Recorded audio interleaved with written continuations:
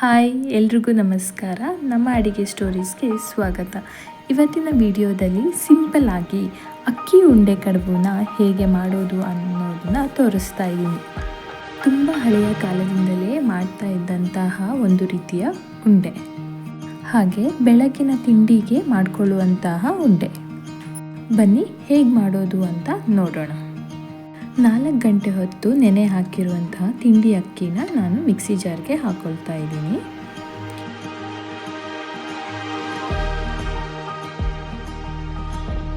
ನಂತರ 1 ಬೌಲ್ನಷ್ಟು ತುರಿದಿರುವಂತಹ ತೆಂಗಿನಕಾಯಿನ ಹಾಕೊಳ್ತಾ ಇದ್ದೀನಿ.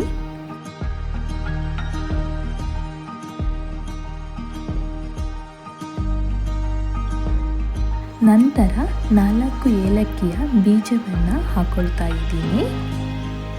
ನಂತರ ರುಬ್ಬೋಕ್ಕೆ ಬೇಕಾಗುವಷ್ಟು ನೀರನ್ನು ಹಾಕೊಳ್ತಾ ಇದ್ದೀನಿ. ಕೊನೆಯದಾಗಿ ರುಚಿಗೆ ತಕ್ಕಷ್ಟು ಉಪ್ಪು, ಇದೆಲ್ಲ ಹಾಕೊಂಡು ರುಬ್ಕೋಬೇಕು. ಇವಾಗ ಒಂದು ಪಾತ್ರೆಗೆ ರುಬ್ಬಿಟ್ಕೊಂಡಿರುವಂತಹ ಹಿಟ್ಟನ್ನು ಹಾಕೊಳ್ತಾ ಇದ್ದೀನಿ. ನಂತರ ಸ್ವಲ್ಪ ನೀರನ್ನು ಹಾಕ್ಕೊಂಡು ಹಿಟ್ಟನ್ನು ಮಿಕ್ಸ್ ಮಾಡ್ಕೊಳ್ಳಿ. ನೀರು ಸ್ವಲ್ಪ ಜಾಸ್ತಿನೇ ಹಾಕ್ಕೊಂಡ್ರು ಪರವಾಗಿಲ್ಲ.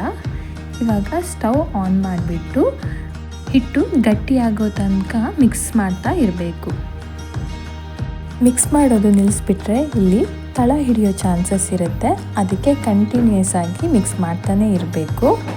ಹಾಗೆ ಸ್ಟವ್ನ ಮೀಡಿಯಮ್ ಫ್ಲೇಮಲ್ಲೇ ಇಟ್ಕೊಂಡಿರಬೇಕು. ಇದು ಒಂದೇ ಮುದ್ದೆ ಆಗುವಷ್ಟು ಮಿಕ್ಸ್ ಮಾಡ್ಕೊಳ್ಬೇಕು. ನಂತರ ನಾನಿಲ್ಲಿ ಕೈಗೆ ಸ್ವಲ್ಪ ನೀರನ್ನು ಹಾಕ್ಕೊಂಡು ಉಂಡೆ ಮಾಡ್ಕೊತಾ ಇದ್ದೀನಿ.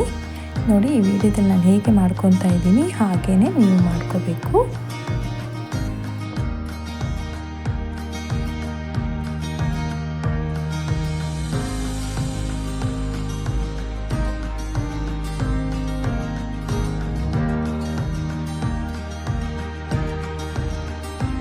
ಉಂಡೆ ಎಲ್ಲ ಕಟ್ಟಿ ಆದಮೇಲೆ ಒಲೆಯಲ್ಲಿ ಪಾತ್ರೆ ಇಟ್ಕೊಂಡು ಆ ನೀರು ಬಿಸಿ ಆದಮೇಲೆ ಕಟ್ಟಿರೋ ಉಂಡೆಯನ್ನು ಈ ಪಾತ್ರಕ್ಕೆ ಹಾಕಿ ಬೇಯಿಸ್ಕೋಬೇಕು.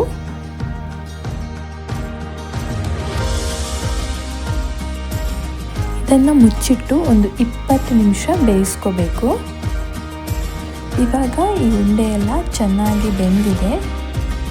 ಇದನ್ನು ಕಾಯಿ ಚಟ್ನಿ ಅಥವಾ ಸಾಂಬಾರ್ ಜೊತೆ ತಿನ್ನೋಕ್ಕೆ ತುಂಬ ಚೆನ್ನಾಗಿರುತ್ತೆ. ಈಗ ರುಚಿಯಾದ ಅಕ್ಕಿ ಉಂಡೆ ಕಡುಬು ರೆಡಿಯಾಗಿದೆ.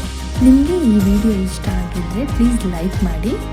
ನೀವು ಕೂಡ ಅಕ್ಕಿ ಉಂಡೆ ಕಡುಬುನ ನಿಮ್ಮ ಮನೆಯಲ್ಲಿ ಒಮ್ಮೆ ಟ್ರೈ ಮಾಡಿ ರುಚಿ ಹೇಗಿದೆ ಅಂತ ಕಮೆಂಟ್ ಮಾಡಿ ನನಗೆ ತಿಳಿಸಿ. ಹೀಗೆ ಇನ್ನಷ್ಟು ಸಿಂಪಲ್ ಹಾಗೂ ರುಚಿಕರವಾದ ಅಡುಗೆ ವಿಡಿಯೋಸ್ಗೆ ನಮ್ಮ ಅಡುಗೆ ಸ್ಟೋರೀಸ್ಗೆ ಸಬ್ಸ್ಕ್ರೈಬ್ ಮಾಡಿ ಅಂತ ಹೇಳ್ತಾ ಇವತ್ತಿನ ವಿಡಿಯೋನ ಮುಗಿಸ್ತಾ ಇದ್ದೀನಿ. ಮತ್ತು ಮುಂದಿನ ವಿಡಿಯೋದಲ್ಲಿ ಸಿಗೋಣ. ಧನ್ಯವಾದಗಳು.